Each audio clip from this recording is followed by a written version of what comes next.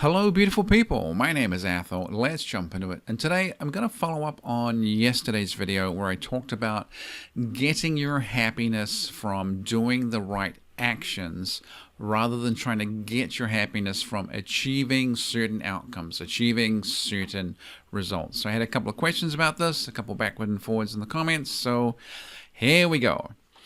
Athol, what do you suggest for those of us with chronic illness? When I have a good health day and I'm productive, it feels great. Unfortunately, there are many days that I end up in bed the majority of the day. It can start to get depressing. And I'm very sympathetic to this. I really am, but I'm also going to be a little harder edged about it.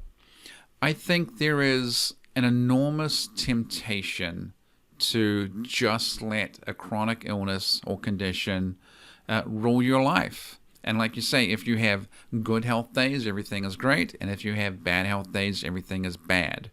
You're letting the illness or your condition basically dictate your life to you. And speaking as someone who's had a major health reversal, I mean, I had a heart attack a couple of years ago. I totally understand how a medical thing can feel like it's taking everything over. So the advice I'm giving to you is no different than the advice I give to myself. It's like, do I want to define myself as heart attack guy and all the things I can't do and be depressed and down about that?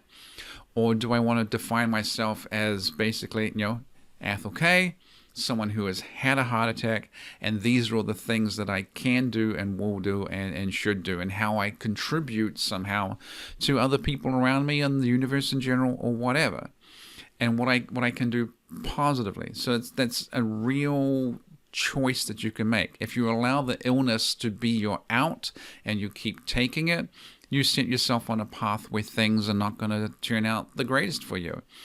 And I see this, I've certainly seen this a great deal when I was working as a nurse for 17 years.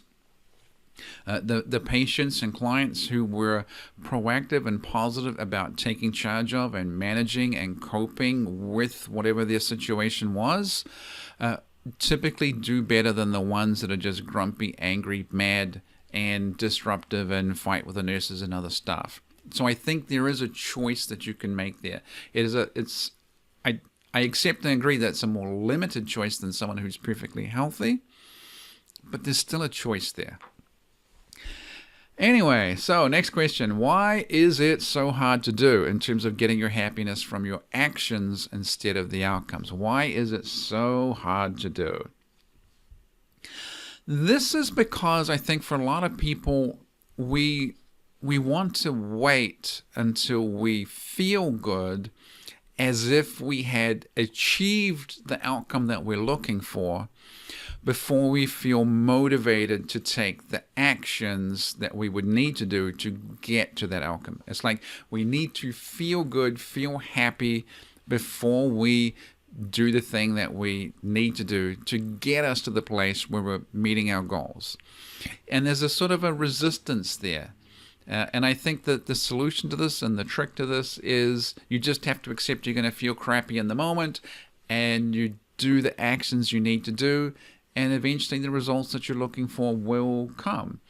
And certainly with problems, negative things that you're trying to overcome and beat, it's so much easier to get through the emotional baggage and difficulties with the problem once you've already taken action to fix the problem. And especially if you've already fixed the problem by working on it, then figuring out how you feel about it is so much easier. And the final question for today was basically about outcome independence. Can you ever be fully outcome independent? Should you ever be fully outcome independent? Should you only be focused on the actions? And I don't think that's true or possible. I think you're always going to be attached to the outcomes to some level. If you're completely 100% outcome independent, it means you don't actually care. And if you don't actually care about something, you don't actually enjoy it either. So I don't think you can be fully outcome independent. It's really about picking some kind of goal that you are working towards that is good, and then just saying, I'm going to enjoy the process of getting there. And as long as I'm making some sort of positive progress, as long as I'm doing the things that I need to do and I'm heading in the direction I need to go, I'm happy and satisfied with my life and what I'm doing. If I focus on the actions I need to focus on, eventually the outcomes that I'm looking for will come. And having just talked about the final question, bringing up the idea of goals, that's a whole different question. I think that deserves a video of its own, which I'll probably do tomorrow.